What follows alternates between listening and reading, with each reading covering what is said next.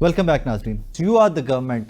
Sir, Sindh वाला canals वाला issue कोई सॉर्ट आउट होता में डेली फेडरल गवर्नमेंट से तो स्टेटमेंट यही आ रही है कि सॉर्ट आउट कर लिया जाएगा, हम उसको मामले को सुधार लेंगे।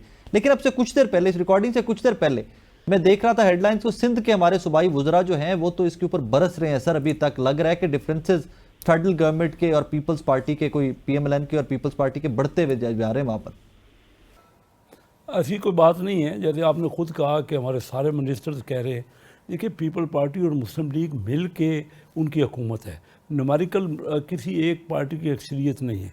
इकट्ठे होंगे तो तभी ये हुकूमत चलेगी ना। जब हुकूमत ही जब चाहें पीपल पार्टी वाले अगर हट जाते हैं तो हमारी हुकूमत ख़त्म हो जाती है। तो ये तो हम उनसे एमिकेबल सेटलमेंट की बात सोच रहे हैं। और ये तमाम सूबे हमारे हैं, हम तमाम सूबों को मिलाकर चलाना चाहते हैं।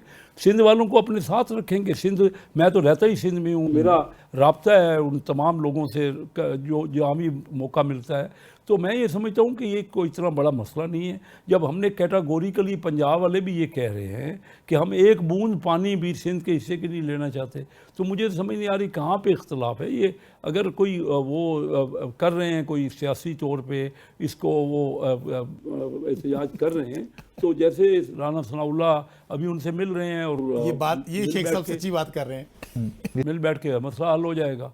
तो सर, डू यू थिंक कि नहरें बननी ही बननी है? मुझे तो अब देखिए डिजिटल ये तो फैसला होगा ना मुश्तरका तौर पे। जैसे मैं खुद कह रहा हूँ कि जब तक सीसीआई इसको इंडोर्स करेगी तो तभी होगा ना। और असम्बली में भी मुश्तरका वोटिंग हमें चाहिए, मुश्तरका कॉन्फिडेंस चाहिए ना। उनके सपोर्ट के बगैर मैंने पहले ऐलान किया कि कौन सी हुकूमत होगी। हुकूमत तो नहीं ये तो पार्लियामानी सिस्टम है ना, इसमें तो मेजॉरिटी की हुकूमत हो सकती है ना। और पीपल पार्टी हिस्सा है उस मेजॉरिटी का, उसके बगैर तो ये इसलिए कोई ऐसे मैं तो इसको बड़ा मसला नहीं समझता। और ज़्यादा अर्सा ये चल भी नहीं सकता, क्योंकि बजट से पहले जो कि बजट आने वाला है अभी 1-1.5 महीने में, तो उससे पहले रिजॉल्व करना है इस मैटर को। ये बड़ी इंपॉर्टेंट चीज़ है कि बजट से पहले पीपल्स पार्टी तो वोट भी समझाई देना। कल सब एडी गैर संजीदा गुफ्तगू हो रही है और इतने हसास मसले पे। देखें, पानी आपके लिए, पाकिस्तान के लिए, किसानों के लिए जिंदगी और मौत का मसला है। बिल्कुल ऐसे जिंदगी और मौत का मसला है। आप पहले आपके डैम सूख चुके हैं, पानी की शॉर्टेज है।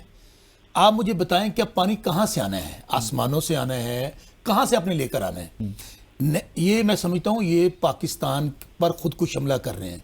ये नहरें बनाना ये बिल्कुल कोई बचकाना खेल नहीं है। आप ये देखें कि पहली बात तो ये दोनों जो बात कर रहे हैं ना, ये दोनों मिले हुए हैं, एक ही थाली के चट्टे बट्टे हैं। ये शेख साहब सही कह रहे हैं, जेड़े इन्होंने लैके आए ने ना वो इन्होंने लैदा नहीं होने देंगे। और वैसे भी जब ये लड़ते हैं ना, थोड़ा बहुत दिखाने के लिए पब्लिक को, अंदर बैठ के जिनको लेकर आए ना, जो कहते हैं ना ओए इमरान खान आ जाएगा, कहना ठीक है, वहीं रुक जाते हैं। बात ये है कि आप मुझे ये बताएं कि जब जरदारी साहब ने खुद साइन कर दिए और 6 नहरों की मंजूरी दे दी, अब ये टोपी ड्रामा क्यों कर रहे हैं? वो जरदारी साहब किस तरह मंजूरी दे सकते हैं? वो मैं बताता हूं, उसके मिनट्स मौजूद है सर। हाँ, उस मीटिंग के मिनट्स मौजूद हैं, ब्रीफ किया गया, बताया गया, मिनट्स मौजूद हैं। उमर अयूब साहब ने, हमने एक रेजोल्यूशन जमा करवाया है नेशनल असेंबली के अंदर कि किसी तौर पर ये नहरें नहीं बननी चाहिए। खलील साहब, मैं आपको बताऊं, ये खास तौर पे अब तो है खैर फॉर्म 47 की जाली हुकूमत, क्योंकि परेशानी उनको होती है जिन्होंने वोट लेने होते हैं। इन्होंने पता है कि सानू फार्म 47 लभ जाना है। इस वास्ते क्या जरूरत है कि किसान मर रहा है तो मरे, लोग मर रहे हैं तो मरे। किसान है पंजाब में वैसे। अच्छा, वो आप वो सुन लेने की बेवकूफी की इंतहा देखे, 70% किसान है। हाँ। और ये मम्मी डैडी जो उनको पता नहीं, कारोबारी टोला लोगों का खून चूस रहा है और खुद पैसे कमा के मुल्कों के बाहर बैठे हुए हैं।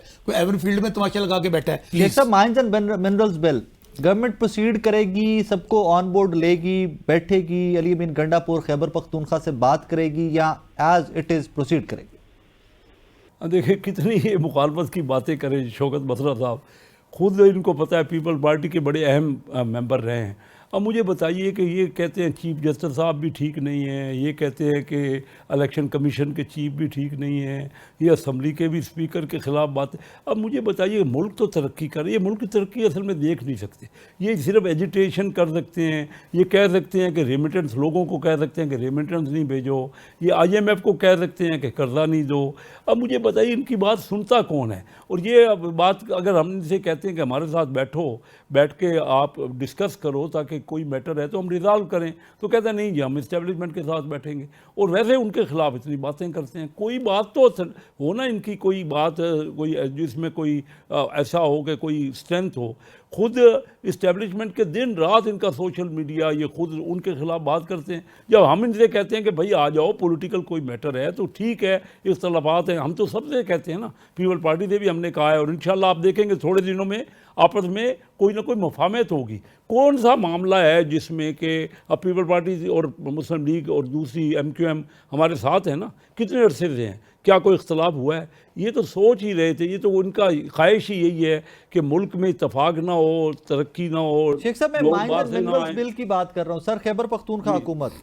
हाँ, तो वो माइन एंड मिनरल बिल भी मिलजुल के ही हो रहा है ना जी, असम्बली के अंदर पेश हो रहा है वो KPK की असम्बली में, और वो क्योंकि उसमें दोनों हुकूमतें शामिल होती हैं, फेडरल गवर्नमेंट भी होती है और सूबाई गवर्नमेंट भी होती है।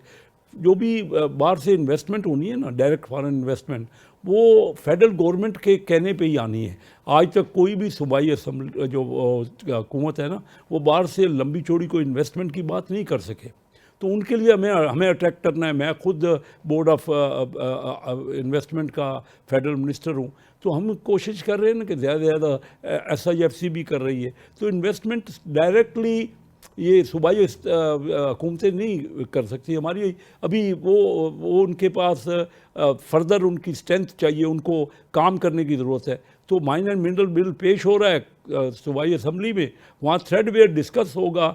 आप देखिएगा कि कुछ दिनों में खुद KPK असम्बली उसको एग्री करेगी।